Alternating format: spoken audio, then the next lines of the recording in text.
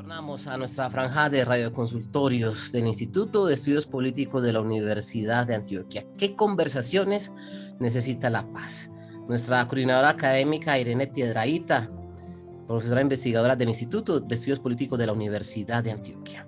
Hoy, invitada Catalina Cruz, analista de diálogo de la Comisión de la Verdad, y Macyuri Gil, coordinador de la macrorregión Antioquia y eje cafetero de la Comisión de la Verdad. Profesora Irene, bienvenida, ¿cómo le va? Hola Alex, buenas tardes. Muchas gracias por nuevamente recibirnos y bueno, muchas gracias a toda la audiencia por escucharnos. Profesora Catalina, bienvenida. Hola Alex, a la mesa, buenas tardes. Gracias por estar aquí, por la invitación. Profesor Macyuri, bienvenido. Usted siempre juega de local con nosotros. ¿Cómo le va? Hola Alex, muy buenas tardes. Profesora Irene, profesora Catalina, muy buenas tardes. Muchas gracias por la invitación y contento de estar acá ya casi una semana después de la entrega del informe. En efecto, un tema central, fundamental para nosotros. Profesora Irene, cuéntenos cuáles serán los ejes centrales de esta conversación. Claro, Alex, pues esta conversación se inscribe en el ciclo del Instituto de Estudios Políticos que hemos denominado ¿Qué conversaciones necesita la paz? Y pues hoy en nuestro cuarto programa estamos justamente hablando sobre Hay futuros y hay verdad, el informe de la Comisión de la Verdad. Este es un espacio para conversar sobre lo que significa la entrega de ese informe, la entrega que tuvimos el pasado 28 de junio, que sin duda pues fue un gran momento, un momento histórico para este país y pues por eso hoy queremos conversar con dos de los protagonistas de esta historia en la territorial Antioquia, en esta región del noroccidente del país, pues bueno, que seguramente nos contarán ahora un poco cómo se siente. Como vos lo decías, los invitados de hoy son Catalina Cruz Betancourt, que es antropóloga de la Universidad de Antioquia, es magíster en educación del CINDE, y pues Catalina, además de que ha trabajado por muchos años por los derechos de las víctimas y de las mujeres en la ciudad, es actualmente la líder de diálogo social de la territorial Antioquia, de la Comisión de la Verdad. Y pues como lo dices, está con nosotros también de local Macyuri Gil, pues que ya es muy conocido para esta emisora, que es sociólogo y magíster en ciencia política de la Universidad de Antioquia, doctor en ciencias sociales de la Universidad Nacional C de Medellín, y pues hasta hace una semana justamente era el coordinador de la macrorregión Antioquia y eje cafetero de la Comisión de la Verdad, pues que estuvo en este cargo durante los más de 3 años de duración de la Comisión de la Verdad. Con ellos, con Catalina y con Max, estaremos conversando sobre lo que significó la entrega tanto para ellos pues como protagonistas de esta historia, pero también para el país. Pues yo creo que este es un momento muy significativo y muy importante. Y bueno, hablaremos un poco también sobre qué se viene, ¿cierto? Cuál es el futuro y por supuesto de cuáles son esas conversaciones que necesita la paz.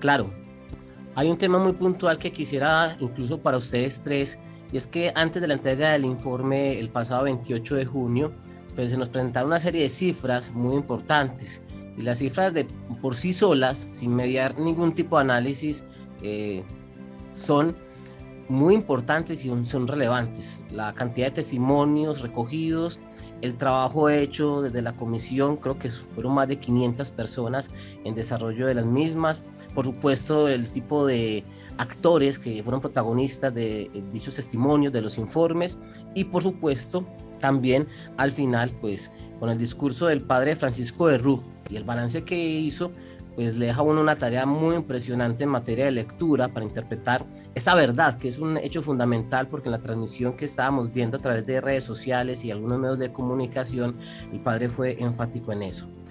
Ustedes nos pueden recordar, por ejemplo, en materia de lo que fue el funcionamiento de la Comisión de la Verdad, en algunas de esas cifras importantes y luego volcarlas al análisis, como decía la profesora Irene, que van a generar, por supuesto, análisis y ojalá más adelante polémicas y conversaciones fundamentales frente a lo que significó este ejercicio. No sé, profe Irene, con quién comenzamos, si usted nos quiere dar un marco, por ejemplo, porque muchas personas, más allá de lo que significó informativamente y ese hecho histórico del 28 de junio, pues quizás no saben cómo funcionó la Comisión de la Verdad, cómo se constituyó y, por supuesto, pues lo que en ese sentido, pues nos trajo ese recorrido de más de 3 años.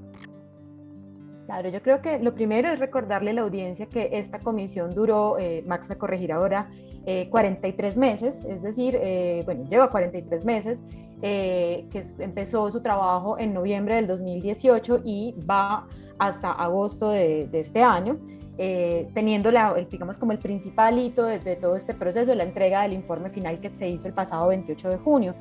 Pero el informe final, pues como que nuestros colegas de la comisión nos lo recuerdan siempre, es un punto de partida también para discusiones que tendrá el país, y ese informe recoge un proceso de escucha profunda, de trabajo con distintos actores sociales en el país, pues que ha hecho la Comisión de la Verdad en su recorrido.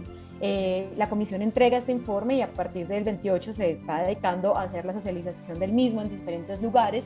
Y bueno, como les digo, esto es un proceso en el que se recogen muchas voces, muchos sectores, también muchas polémicas, si se quiere, frente a lo que significa la construcción de la verdad en el país. Yo quisiera dar la palabra primero a Max, que nos cuente sobre esas cifras que Alex nos pregunta, ¿cierto? ¿Cuál fue esa cifra de la escucha? ¿Cuál ha sido también esa cifra, pues, como de los distintos eventos y procesos de conversación que realizó la Comisión de la Verdad en estos ya casi 4 años de trabajo? Y bueno, que nos cuentes un poco cómo fue ese proceso. Sí, cómo no. Pues ahí hay que tener en cuenta, digamos, que en el diseño que la comisión hizo para la elaboración del informe, había como 4 grandes fuentes de información. La primera, el reconocimiento de todo lo que se había producido en Colombia sobre el conflicto armado. Esta es una comisión de la verdad que, a diferencia de otras comisiones de la verdad en el mundo, no empezó de cero. Esta es una comisión que empezó con un acumulado muy grande, incluso pues la comisión lo dijo en diferentes momentos. Nosotros estamos trabajando sobre una base construida tanto por la institucionalidad pública como por las universidades, como por organizaciones sociales en materia de producción de informes de derechos humanos y de informes sobre diferentes asuntos relacionados con el conflicto armado. Entonces, esa era como una primera base. La segunda es que la comisión construyó una metodología que se llamaba escuchar para reconocer, comprender y transformar. Y en esa medida la escucha fue un elemento muy importante. Nosotros en los primeros meses de trabajo, en el primer trimestre del año 2019, nos dedicamos a prepararnos para la escucha, para la toma de los testimonios y entender pues las diferentes formas y consideraciones que teníamos que tener con grupos de víctimas, de niños, niñas y adolescentes, de excombatientes, de firmantes, de terceros civiles y de pueblos indígenas, de tal manera que teníamos pues un conjunto muy amplio de instrumentos. En desarrollo de esa labor de escucha, la comisión escuchó 30.000 personas, más de la mitad de ellas en entrevistas individuales y también como cerca del 80% víctimas del conflicto armado, de todas las modalidades de victimización, de todos los actores, de todo el país y en el tiempo que la comisión tenía establecido entre 1958 hasta el presente. Creo que inclusive es una pequeña nota sobre eso. Algunas de las críticas que se nos han venido haciendo en la última semana sobre el informe se refieren a que la comisión no escuchó más víctimas. Realmente esta es una escucha que es muy dispendiosa y también hay que decirlo con claridad, es imposible escuchar 10 millones de víctimas que tiene el país. O sea, para eso hubiéramos necesitado 30 años más con un equipo de 1.000 personas dedicados solo a la escucha. Entonces, aprovecho pues para señalar que esa es una crítica en la cual hay un poco o de ignorancia o de mala intención directamente, porque no es un asunto de representatividad estadística, es un asunto de la escucha que le da sentido a la labor que hizo la comisión y la dignificación de las víctimas. En tercer lugar, y nosotros invitamos a la sociedad civil a que nos entregaran informes. En desarrollo de esa labor recibimos más de 1.600 informes en todo el país, informes que tenían que ver con diferentes asuntos, algunos de ellos relacionados con poblaciones, análisis de algunos de los casos o desarrollos territoriales, etc.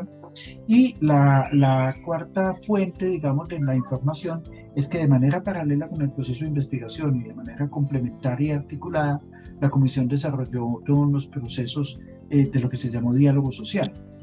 Y el diálogo social tenía que ver con actos de reconocimiento, procesos mejor de reconocimiento que en algunos casos terminaron en actos públicos, reconocimientos de la dignidad de la víctima, reconocimiento de las responsabilidades de los responsables o victimarios.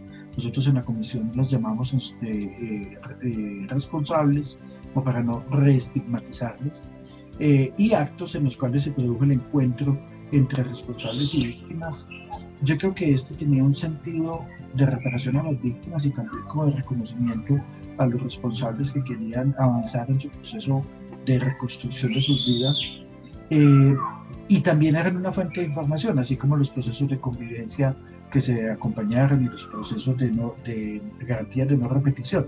De esos hay, Catas, me ayudas, creo que son como 1900 actos que se hicieron durante los 4 años, ¿cierto? Entonces, estamos hablando de un volumen de información impresionante. Yo creo que una de las cosas más difíciles que hubo en la comisión fue, con todo ese volumen de información, cómo encontrar una narrativa interpretativa que incorporara esa información y que no se quedara en lo testimonial solamente o en lo que ya había de fuentes secundarias, sino que produjese una síntesis que generaba una nueva versión, ¿cierto?, sobre lo que nosotros teníamos que hacer.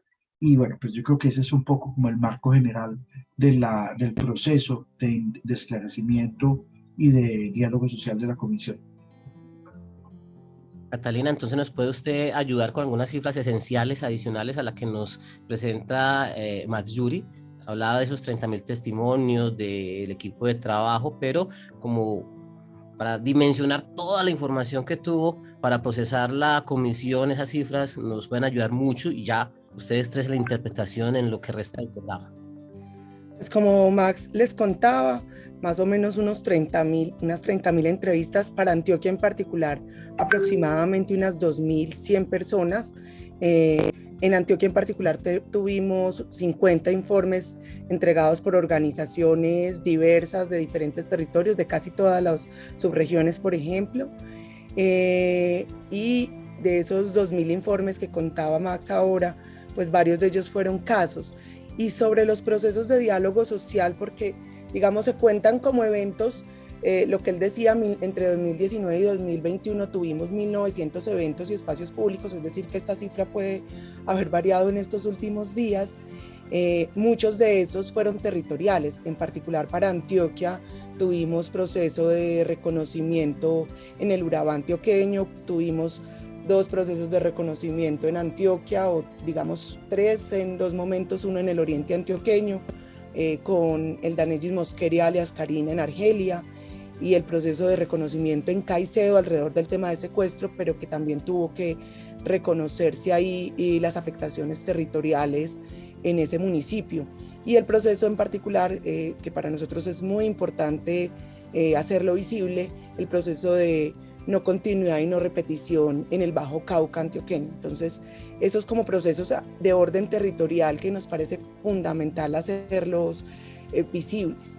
Esta es una de las macroterritoriales que dispuso un despliegue importante para posibilitar la escucha, y pues podemos decir que fuimos a todas las subregiones, no a todos los municipios, y que pudimos escuchar a un gran número de personas que se dispusieron a conversar con la comisión alrededor de su experiencia en relación al conflicto armado. Como decía Max, también no solo víctimas, sino también otros tipos de actores, entre ellos los responsables, pero no solo, porque también escuchamos academia, funcionarios públicos de diferentes momentos y otros actores que posibilitaron una comprensión mayor de lo que es la apuesta misional, y es comprender lo que nos ha pasado en aras de no repetir.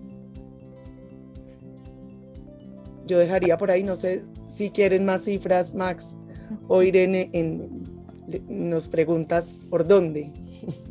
No, yo creo que está muy bien. Yo quisiera, justamente pues aprovechando ambas intervenciones y pues también sabiendo que seguimos pues como en un espacio que resulta pedagógico por la dimensión y la magnitud de la Comisión de la Verdad y de su legado, preguntarles pues por un lado a Max si nos puede contar un poco más sobre cómo está constituido ese informe final, ¿cierto? ¿Cuáles estamos en esos capítulos que componen ese informe final? Bueno, un poco nos hagas esa descripción, pues porque sabemos que la semana pasada nos entregaron 3 capítulos, pero que el informe está compuesto como por otras aristas que son muy importantes. Entonces, si nos puedes contar un poco sobre esa constitución del informe y sobre la importancia de este para el país y para la sociedad colombiana.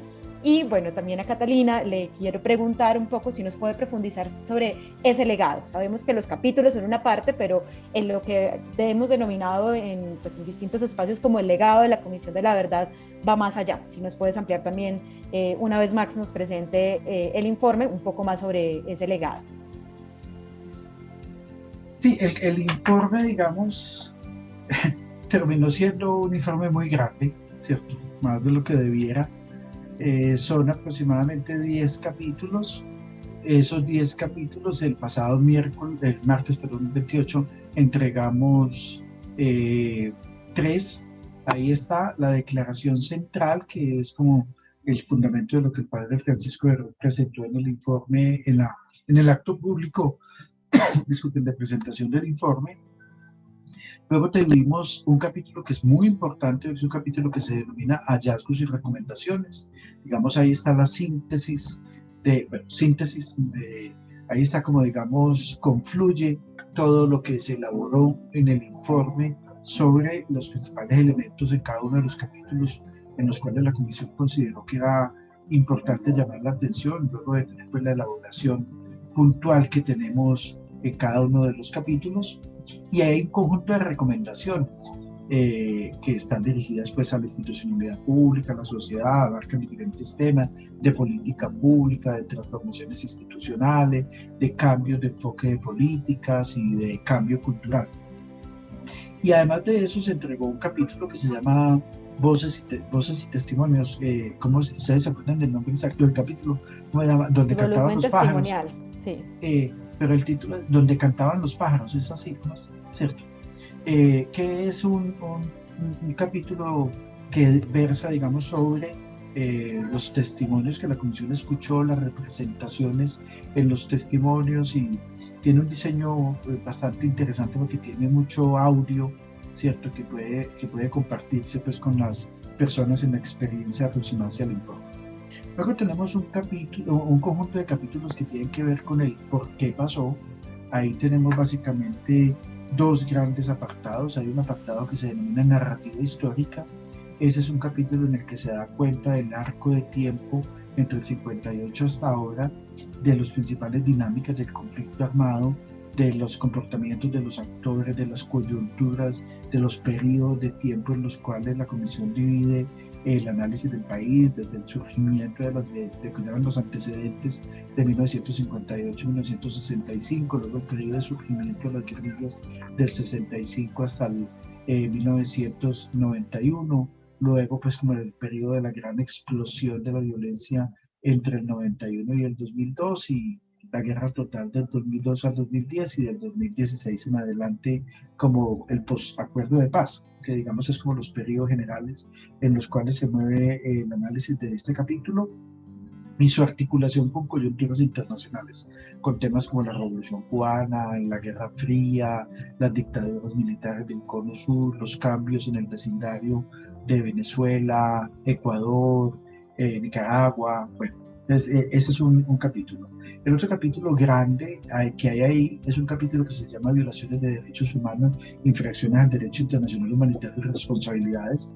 El título de ese capítulo es Hasta la guerra tiene límites, ¿cierto? Este es un capítulo en el cual hay una mirada sobre 17 modalidades de victimización y sobre como 6 lógicas explicativas de esas modalidades de victimización.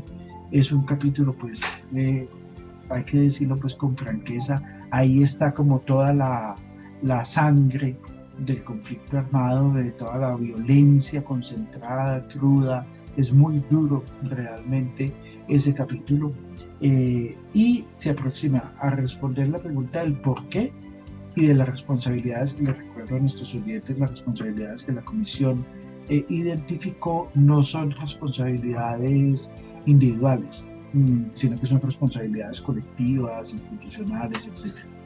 Luego tenemos un conjunto de capítulos que tienen que ver con como las experiencias diferenciales en los territorios. Ahí tenemos un capítulo sobre niños, niñas y adolescentes en el conflicto armado que se llama No es un mal menor. Ahí pues se describe todas las formas de victimización que hubo, contra los niños y las niñas en el conflicto armado, especialmente temas como el reclutamiento, la violencia sexual, la vinculación, pero también el impacto que ellos tuvieron por haber visto a sus familiares, a sus vecinos ser víctimas de violencia y el impacto del desplazamiento forzado. La inmensa mayoría de las víctimas de desplazamiento forzado son mujeres, niños y niñas, familias supervivientes del asesinato y la desaparición forzada de los hombres, incluso el reclutamiento forzado. Tenemos un capítulo sobre lo que pasó con las mujeres y las personas LGTBIQ en el conflicto armado, que se llama Mi cuerpo es la verdad.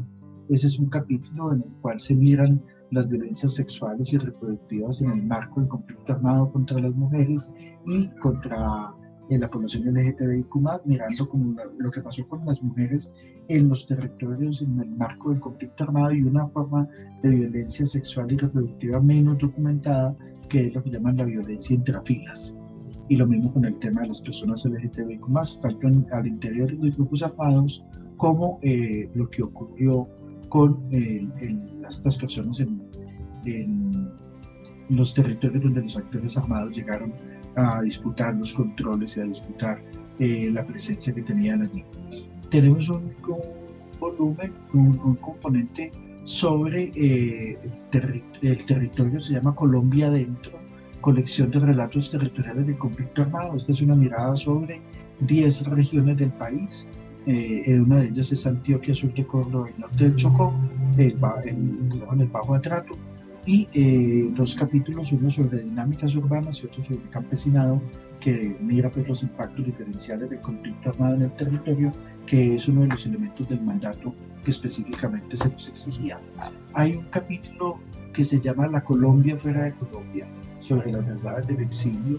Colombia tiene cerca de 1 millón de personas víctimas del exilio que tuvieron que partir del país hacia Europa, hacia Estados Unidos, hacia Sudamérica, o que atravesaron las fronteras hacia Venezuela, Panamá, Perú, Ecuador y Brasil. Y pues esta es la experiencia, digamos, de vivir en el exilio, cómo se trasciende las dinámicas de victimización hasta allá, lo que se llaman impactos transgeneracionales, y cómo se han organizado las personas en el exilio para responder a las situaciones de violencia, marginalidad e invisibilización que se presentan allí.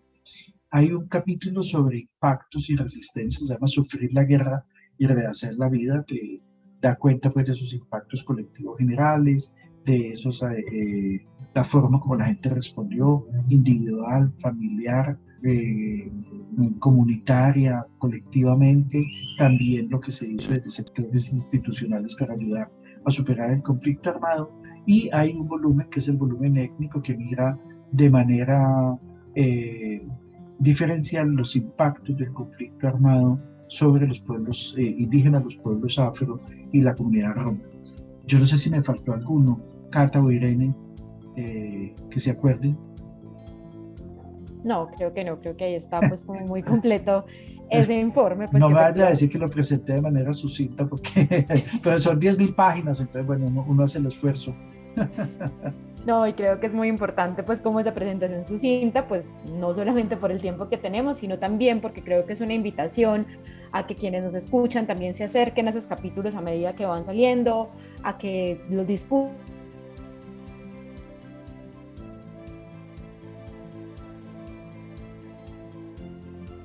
Paso entonces a Cata para que nos cuente sobre el legado de la comisión, que acompaña no solamente estos 11 capítulos que componen el informe final, sino también, bueno, creo que el legado recoge también todo el trabajo que se ha hecho durante este tiempo.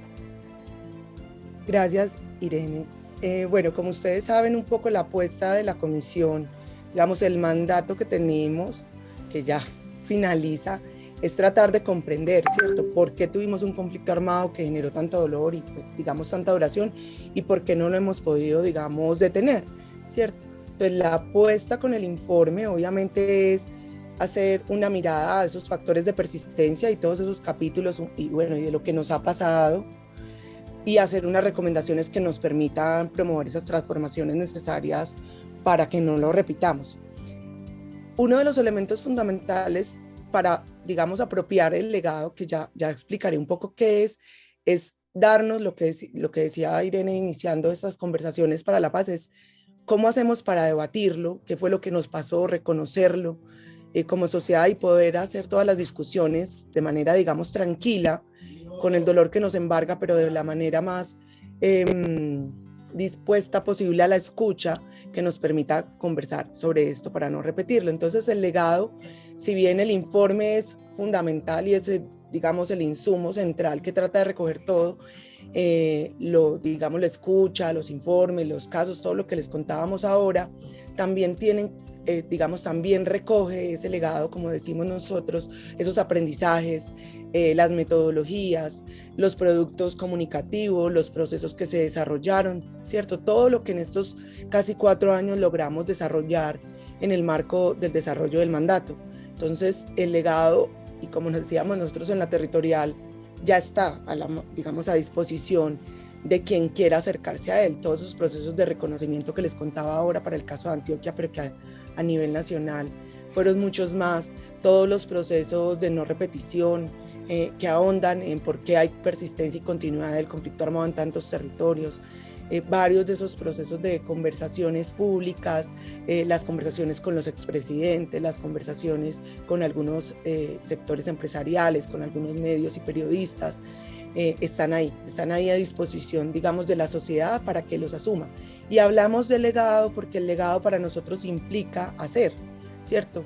Es que cada quien desde su lugar apropie esa información que está ahí, sabemos que es mucha, y por eso intentaremos que el informe final tenga dispositivos que nos permitan irnos acercando pues a los capítulos y a todo esto que hemos venido desarrollando en estos años, pero que ese acercamiento nos implique acción, y acción desde el lugar que estamos, ¿cierto? La academia tiene unas posibilidades, los y las estudiantes universitarios tienen otras muchas acciones y posibilidades para realizar, y entonces ese es el reto que tenemos con el legado, es que este trabajo que hemos desarrollado alrededor de la verdad, alrededor de, digamos, de la construcción del informe y las recomendaciones, las apropiemos, nos acerquemos y podamos desarrollar con eso acciones desde diferentes lugares. Esa es un poco la apuesta con lo que hemos llamado legado. Entonces tenemos una narrativa, sus mensajes, tenemos todo lo que estará en la transmedia, que va a tener la posibilidad de descargarse en un porcentaje alto en celulares.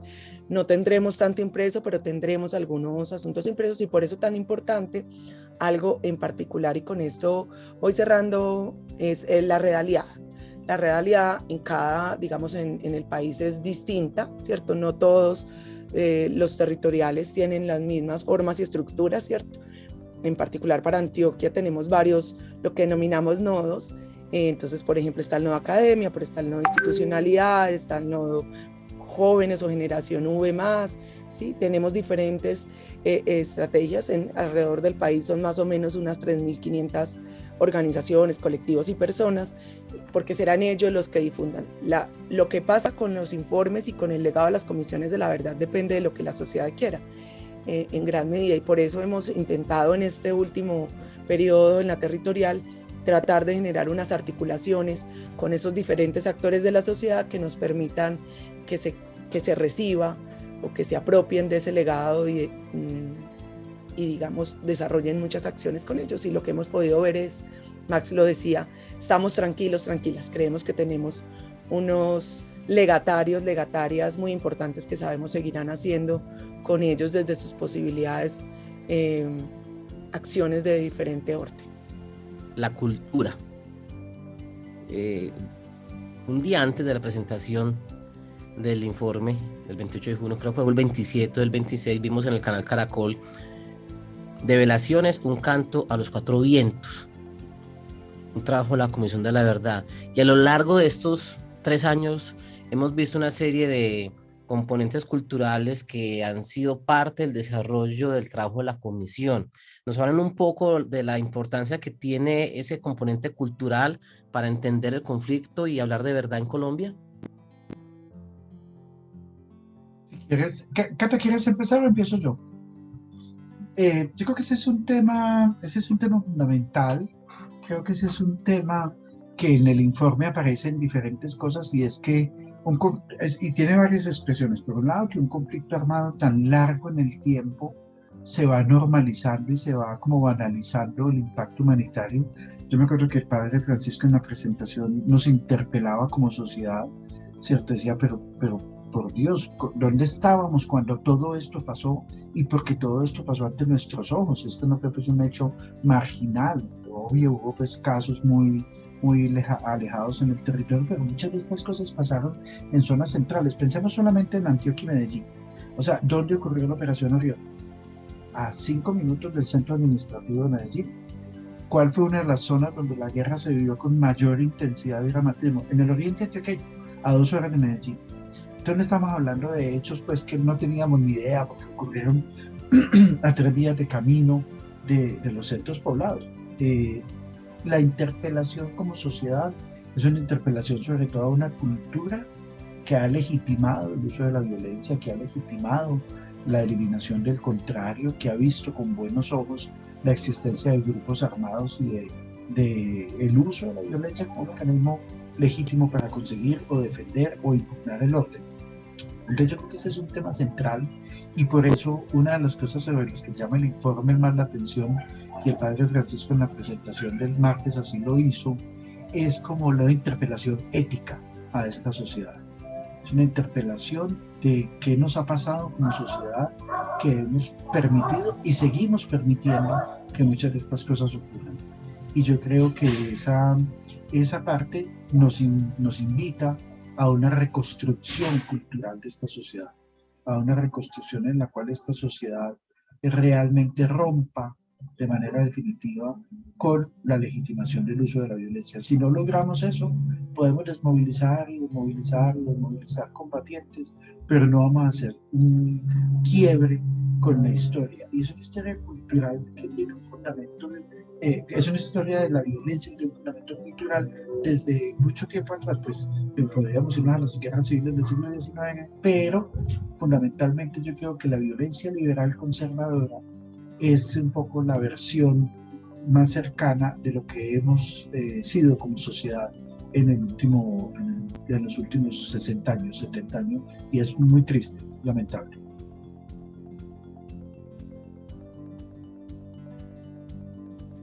Yo quisiera agregar que, digamos, la Comisión de la Verdad desde el inicio pues se planteó unos enfoques y unas estrategias, ¿cierto? Y una fundamental para la comisión era la estrategia cultural y artística, como se denominó internamente.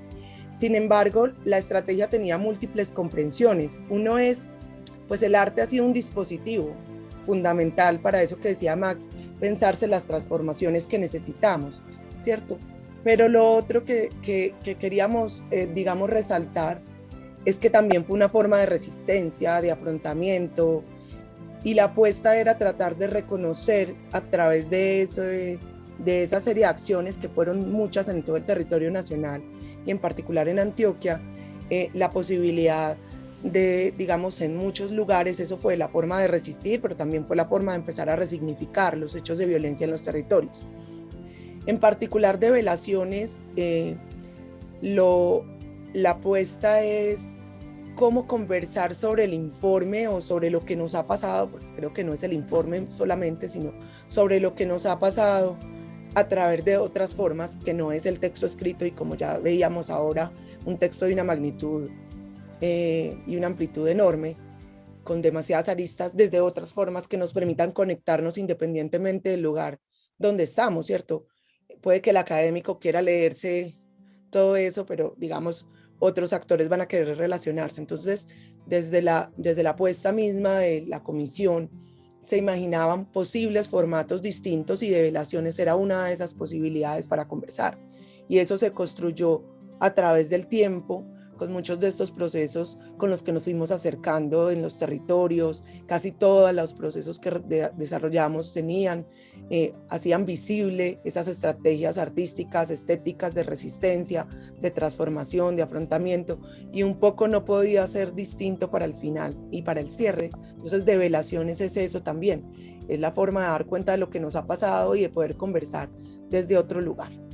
Y tiene pues la posibilidad de verse también en documental, porque es un formato, pues como vieron, un poco amplio y llevarlo a todas partes no es tan sencillo. Entonces es eso, es posibilitar conversaciones, y no es la única obra que tenemos, pero es una de las, digamos, creemos, más impresionantes en términos de posibilitar acercarse a muchos hechos victimizantes, a las resistencias, a la fuerza, a lo que nos ha pasado, e interpelarnos desde ahí, desde el arte, desde la estética, desde otras formas. Yo creo que en eso que nos cuenta Cata y que nos cuenta Max es muy importante resaltar también todo el esfuerzo que hizo la Comisión de la Verdad por tener distintos dispositivos pedagógicos y artísticos durante todo su mandato. Tenemos revelaciones como yo creo como un gran acierto en términos de lo artístico y de lo cultural, pero también hay documentales, hay fotografías, hay programas y series radiales, bueno, hay distintos dispositivos que justamente, pues como lo venimos conversando, hacen parte del legado de la Comisión de la Verdad, hacen parte pues de lo que también se le entrega al país y yo creo que de lo que también seguramente podremos aprovechar en espacios, por ejemplo, como las universidades y los centros académicos, donde tenemos también un papel importante en la difusión de ese legado, pero sobre todo también en la formación de estas nuevas generaciones, que yo creo que eso es importante. Y pues, como vienen contándonoslo nuestros invitados del día, pues también la comisión hizo unos procesos de reconocimiento muy fuertes, que fueron también conversaciones que se dieron entre distintos actores, así como un proceso de escucha profunda, pues que está representado en esas más de 30,000 personas que escuchó la Comisión de la Verdad y bueno, que aportaron a la construcción de este informe final. Yo quiero referirme justamente a eso, quiero hacerles esta pregunta porque miles de víctimas, cientos de firmantes de paz, excombatientes de varios grupos armados ilegales y de las fuerzas del Estado dieron su testimonio a la Comisión de la Verdad, aportaron en la construcción del informe y en lo que significa hoy que tengamos materializado ya el informe y el legado de esta entidad. Quisiera preguntarles qué sectores quedaron en deuda con la verdad. No sé si Max se anima a empezar. Yo creo que hubo pues evidencias de las dificultades que la Comisión tuvo para acceder a algunos sectores sociales. Hubo un fallo de la Corte Constitucional sobre el acuerdo de paz por allá en el año 2017 que yo creo que incidió mucho en las posibilidades del sistema porque convirtió la comparecencia de lo que se denominaban los terceros civiles en una comparecencia voluntaria. Se les quitó la obligatoriedad. Eso tenía, digamos, una doble condición. Por un lado, podía servir para que las personas que se sintieran como, digamos, involucradas o interpeladas por esto, pues fueran personas que encontraran en el sistema una posibilidad de ponerle fin a sus problemas, pero se convirtió también en una puerta de salida para muchas personas que pensaban como que, mire, yo me puedo banderear, ¿cierto? Me puedo señalar yendo al sistema o realmente puedo quedarme aquí de agache y aspirar a la impunidad en la cual se mueven el 99% de los casos de los terceros civiles en Colombia. Y yo creo que muchos de ellos hicieron ese cálculo y dijeron, no vamos a salir, vamos a quedar aquí quietecitos, ¿cierto? Yo creo que eso significó, por ejemplo, que sectores empresariales y sectores políticos fueran muy reticentes a hablar con la comisión. O sea, con sectores empresariales se hicieron todos los esfuerzos que ustedes imaginan y más, buscando, acercarnos. Hubo gente muy dispuesta y lo digo con toda claridad. Por ejemplo, para nosotros aquí, todo el conglomerado del Grupo Sura de Argos estuvieron totalmente dispuestos a hablar con nosotros, ¿cierto? Se dispusieron, hacen parte del nodo académico, el Grupo Sura, del nodo empresarial, perdón, del Grupo Sura. Argos buscó hablar mucho. Argos tiene pues un asunto que ustedes saben, hay unos problemas de tierras en los cuales ellos han sido señalados de comprar sabiendo que eran tierras que habían sido de desplazamiento, pero ellos han venido haciendo todo un esfuerzo como digamos de enmendar esa situación y bueno, pues hay todavía muchas dudas, pero hay que decirlo con franqueza, se dispusieron, pero por ejemplo los bananeros no, por ejemplo sectores de ganaderos tampoco. Y bueno, una cosa ahí que nos dijeron al principio, cuando nos acercamos a diferentes sectores del mundo privado económico, que nos dijeron, a nosotros no nos metan a todos en el mismo costal, que son muy distintos. Una cosa son los ganaderos, otra cosa son los industriales, otra cosa son los comerciantes, otra cosa son la pequeña y la mediana industria, otra cosa son los mineros. Bueno, eso fue pues como no nos traten con generalizaciones, yo creo que está bien esa particularidad.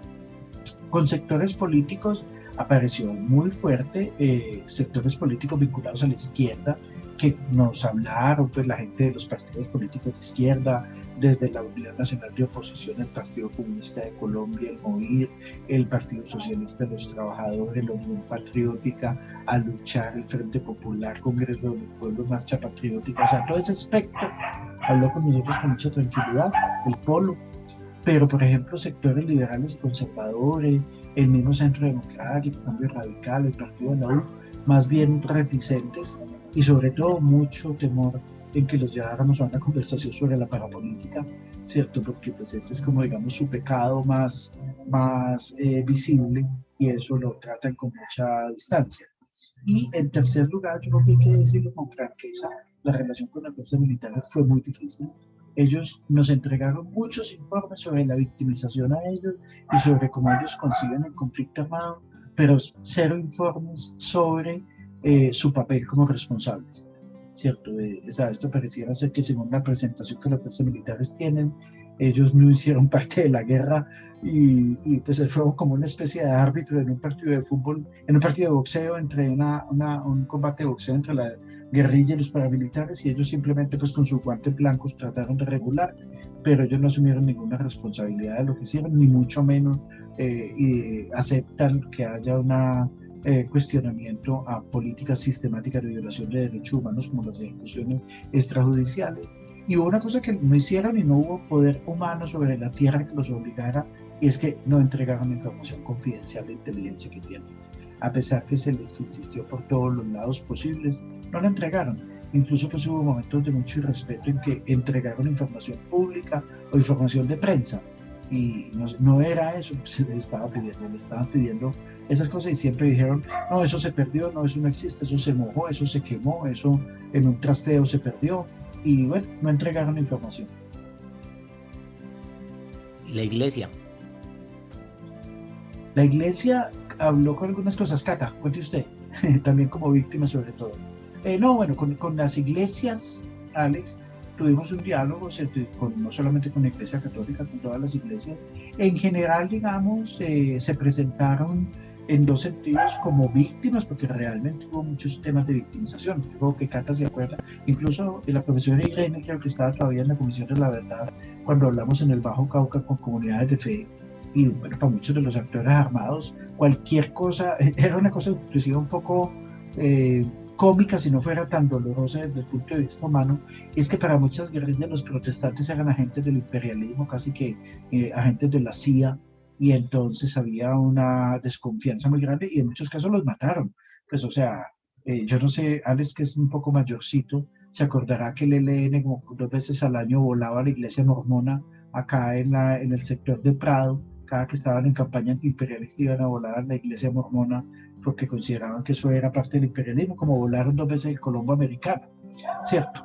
Que eran pues de esas prácticas un poco brutales, crudas del conflicto armado. Pero yo no sé, Cata, si te acuerdas de algunas cosas, o Irene, perdón, de las cosas que nos contó la iglesia como responsable. No, el ELN, por ejemplo, asumió y pidió excusas por el asesinato del Monseñor en Arauca, lo mismo las FARC por el asesinato del Monseñor Isaías Duarte Cancino y otros casos, pero no sé qué más recuerden mis compañeras. No, yo solamente estaba recordando, pero no en clave de responsabilidades, pero creo que Cata mencionaba ahorita al principio de este programa lo difícil también que fue hacer escucha en su momento en una región como el Bajo Cauca, pues que también es una región que ha tenido pues tiene una continuidad en los ciclos de violencia. Justamente por eso se hizo el diálogo para la no repetición y no continuidad del conflicto en ese lugar, ¿cierto? Bajo ese eslogan del SOS Bajo Cauca.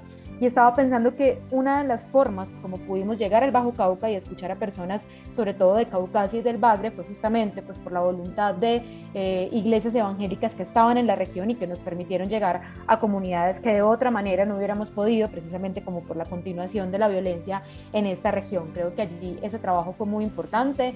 También hubo varias organizaciones laicas que pues, que acompañan sobre todo la Iglesia Católica, que nos apoyaron con ejercicios de escucha en barrios de Medellín, pues que creo que también eso fue muy importante, pero sin duda creo que es un tema que hay que seguir explorando, sobre todo pues en materia de las responsabilidades. En algunas entrevistas se hizo mención también digamos, a vínculos o anexos, pues como con grupos armados, pero creo que ese también es un tema que habrá que seguir profundizando pues más adelante. No, de acuerdo, yo tengo la misma, digamos, información pues que les cuenta Max e Irene. Creo que en general al final pudimos relacionarnos en otra, digamos, en otra perspectiva con otras iglesias aquí en el Valle de Aburrá, pero por ejemplo incluso en el oriente antioqueño, donde tienen tanta fuerza las iglesias, lográbamos que llegaran a conversar, sí, desde el lugar de la afectación o en acompañamiento o facilitación, pero desde esas otras dimensiones fue más compleja la conversación y son bastante limitadas.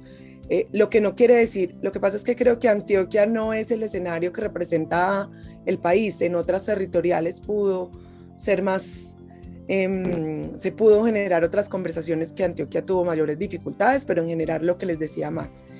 Y en términos de lo que Max decía ahora de las víctimas, como les decía, logramos ir a todas las subregiones, pero no logramos ir a todos los municipios, y en esa medida uno diría, pues, y bueno, y con Irene en su momento, priorizamos territorios donde teníamos o menos información, había persistencia y continuidad, como les decía ahora, Bajo Cauca, y eso fue muy importante porque creo que posibilitó que luego, cuando empezaba nuevamente como a reconfigurarse el conflicto armado en algunas de las zonas, pudimos estar, bueno, y luego pues la pandemia no nos posibilitó ir a todos los territorios que nos habíamos imaginado y que hubiéramos querido.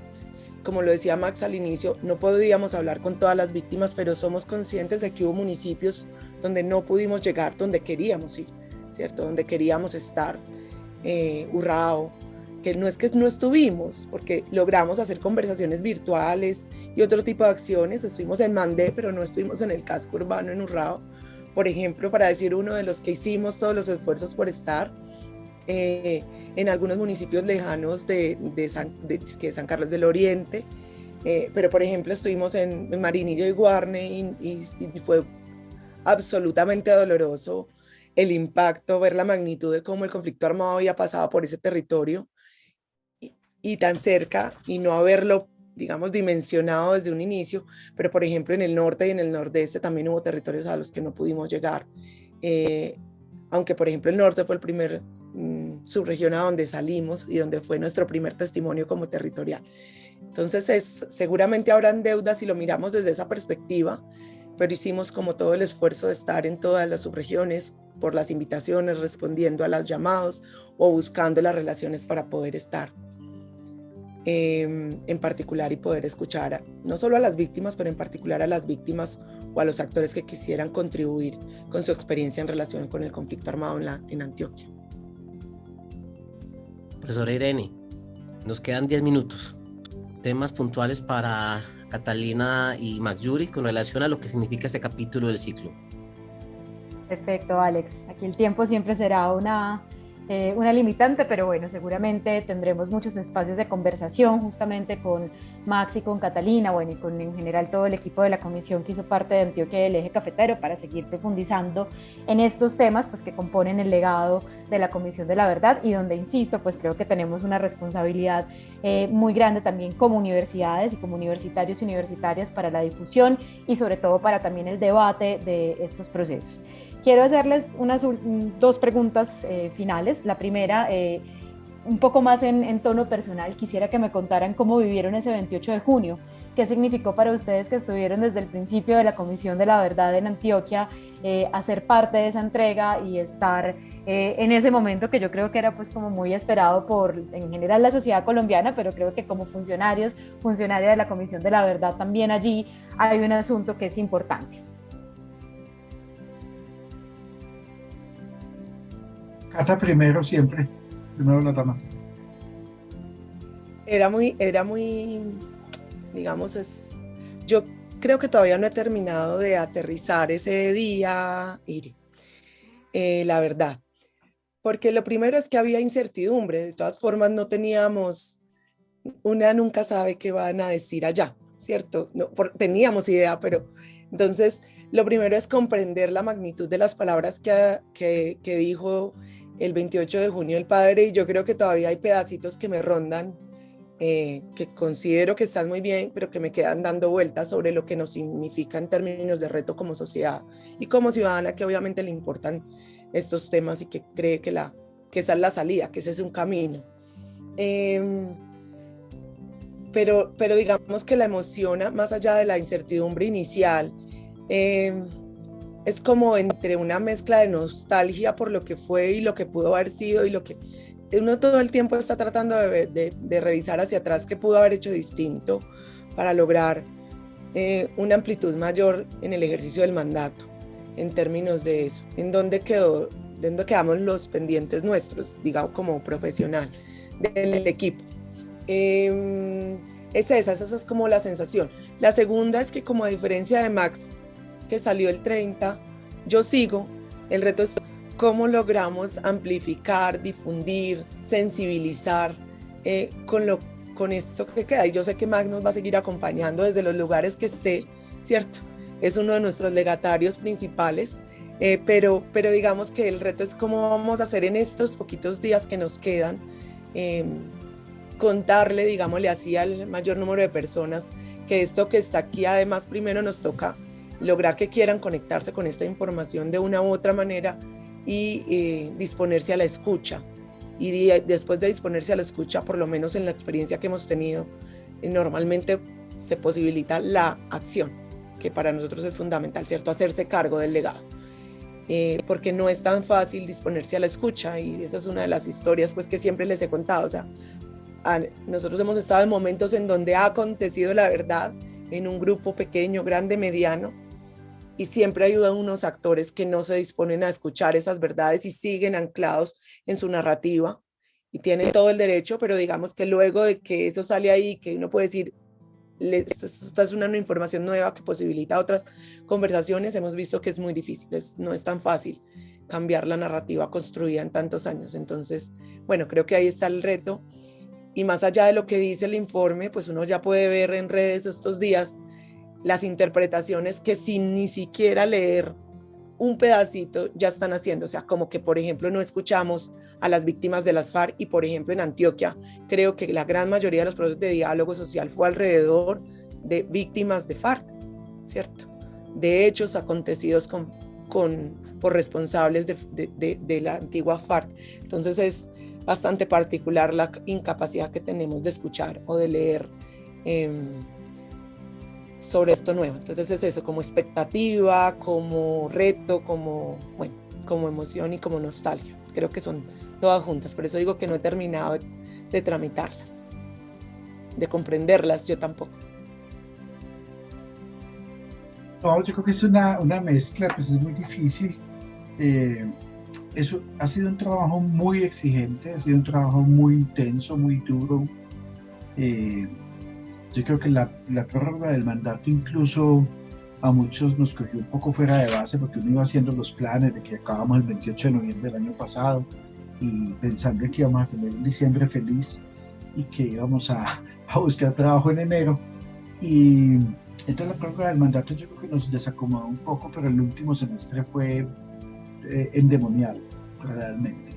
La cantidad de cosas que hicimos, la presión, la tensión, fueron muy duros, y yo pues no recuerdo cuántos fines de semana consecutivos trabajamos todos en toda la labor, de tal manera que también el 30 de noviembre lo veíamos quienes terminábamos, Cata no, lo veíamos como una especie de punto de descanso, ¿cierto? Como que, pero también es cierto que la entrega del informe y la recepción de buena parte de la sociedad hace que vayamos como valorando mucho mejor la experiencia de lo que vivimos aquí, de nuestro aporte, pues es que es una cosa, es un momento histórico. Yo le escribí a mis colegas en la Macro diciéndoles, nosotros tuvimos el país en la piel, en el alma y en la razón. O sea, pudimos, pues nosotros, ustedes dos y yo que estábamos aquí en Antioquia, que hablábamos con el gobernador, que hablábamos con el excomandante guerrillero, con el excomandante paramilitar, con las víctimas, era una posibilidad de estar como en un cruce de sentidos muy valioso para uno como profesional y como persona, ¿cierto? Entonces, yo digo, tenemos una especie de síndrome de abstinencia, ¿cierto? De todo el vértigo y de todo lo que hicimos acá en la comisión. Pero también quiero decir de fondo la satisfacción de que se hizo todo lo que se pudo. Hubiera podido ser distinto con toda seguridad, hubiera podido ser mejor sin duda, pero este equipo de la Macro en Antioquia fue un equipo honesto, un equipo comprometido con la verdad y con la labor. Y yo cuando salí les dije, podemos estar tranquilos, lo hicimos muy bien, construimos un equipo muy bueno y bueno, pues yo espero descansar un poquito y pensar a ver qué sigue, pero me voy tranquilo, me voy satisfecho y sobre todo por lo que logramos como equipo.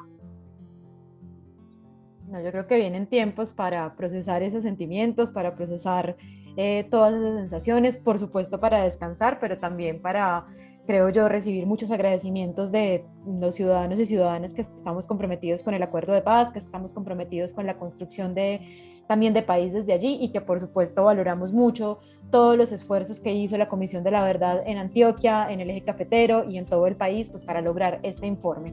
Yo quisiera ya para terminar este programa de hoy volver al título que tiene este ciclo radial. Este ciclo radial lo hemos bautizado como ¿Qué conversaciones necesita la paz? Precisamente porque creemos que la paz no se construye solamente bajo un acuerdo, sino que necesita una serie de conversaciones que debemos darnos como sociedad para poder materializarla.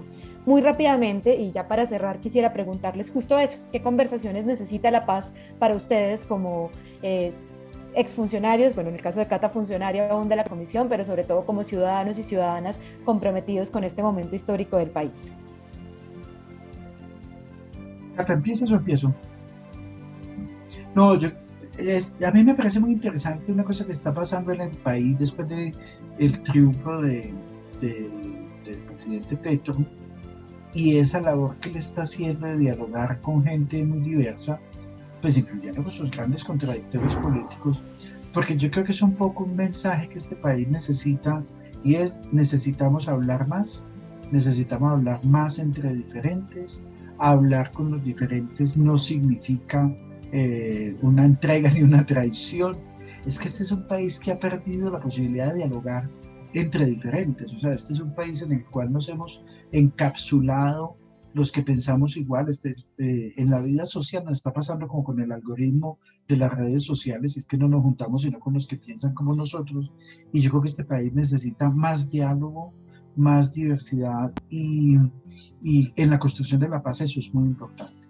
O sea, desafortunadamente desde la firma del acuerdo de paz hasta ahora hemos tenido una profundización de la fractura social, hemos tenido una profundización del atrincheramiento, o sea, seguimos identificándonos entre los del sí y los del no.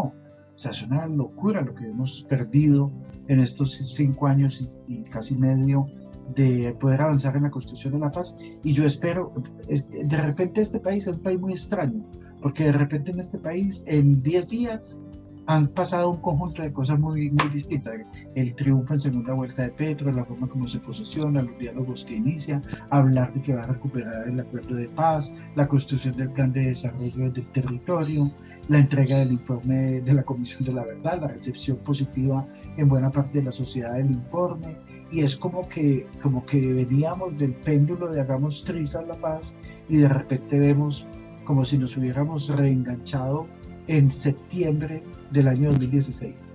Sí, o sea, estamos en septiembre del 2016 y yo creo que esa es una cosa muy interesante la que está pasando en este país en este momento.